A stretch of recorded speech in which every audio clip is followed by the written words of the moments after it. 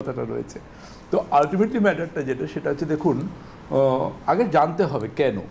তো আলটিমেটলি ডাক্তারবাবুদের পরামর্শ ছাড়া আপনাকে ক্যালসিয়াম যে আপনি খাচ্ছেন আপনাকে বুঝতে হবে আদৌ আপনার ক্যালসিয়ামের প্রয়োজনীয়তা আছে। তো ক্যালসিয়ামের প্রয়োজনীয়তা কাদের ক্ষেত্রে থাকতে পারে? ক্যালসিয়ামের প্রয়োজনীয়তা থাকতে পারে একজন প্রেগনেন্সির মধ্যে যার প্রয়োজনীয়তা থাকতে পারে, ম্যাক্স টু ম্যাক্স যদি দেখা যায় কেউ ম্যালনিউট্রিশনের শিকার, তার ক্যালসিয়াম লেভেল কম আছে, টিনেজারের এজে থাকতে পারে, যার অস্টিওপোরোসিস বা অস্টিও আর্থারাইটিক চেঞ্জেস হচ্ছে এমন পোস্ট মেনোপোজাল সিনড্রোম হিসেবে, মেনোপোজ হয়ে যাওয়ার পর এরম কোনো মহিলার ক্ষেত্রে প্রয়োজনীয়তা হতে পারে, যার দেখা যাচ্ছে অস্টিওপোরোসিস হচ্ছে এমন কোনো পুরুষ বা মহিলার ক্ষেত্রে প্রয়োজন হতে পারে।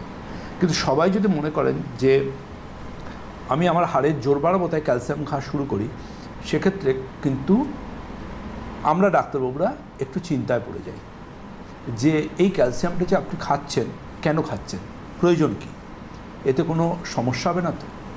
প্রথমত বলি যেটা সেটা হচ্ছে দেখুন ক্যালসিয়ামের কাজ কী। ক্যালসিয়ামের কাজ হচ্ছে আমাদের শরীরে খুব গুরুত্বপূর্ণ দুটো কাজ করে, অনেক কাজ করে, তার মধ্যে অন্যতম গুরুত্বপূর্ণ দুটো কাজ। একটা হচ্ছে আমাদের মাসলকে কন্ট্রাক্ট করতে সাহায্য করে, মাসল কনস্ট্রাকশন, আর আরেকটা কাজ হচ্ছে আমাদের নার্ভের সাথে রিলেটেড, নার্ভের ফাংশনকে মেনটেন করে ক্যালসিয়াম। 5000 বছর আগে আয়ুর্বেদেও ক্যালসিয়ামের কথা উল্লেখ আছে। কীরকম উল্লেখ ছিল? আমি দেখুন আয়ুর্বেদকে না আজকের আধুনিকতার মোড়কে আমি নিয়ে আসার চেষ্টা করি। 5000 বছরে ক্যালসিয়ামের উল্লেখ ছিল প্রবাল পিষ্টি, মুক্তাপিষ্টি, মুক্তাভস্য, শঙ্খভস্য, এই বিভিন্ন রকম ক্যালসিয়ামের সোর্স আয়ুর্বেদিক মেডিসিনে ইউজ করা হতো তখনকার সময়।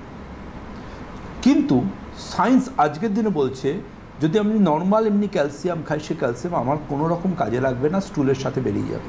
সে ক্যালসিয়ামের মধ্যে 1% আমার শরীরে কোনো কাজে লাগবে না।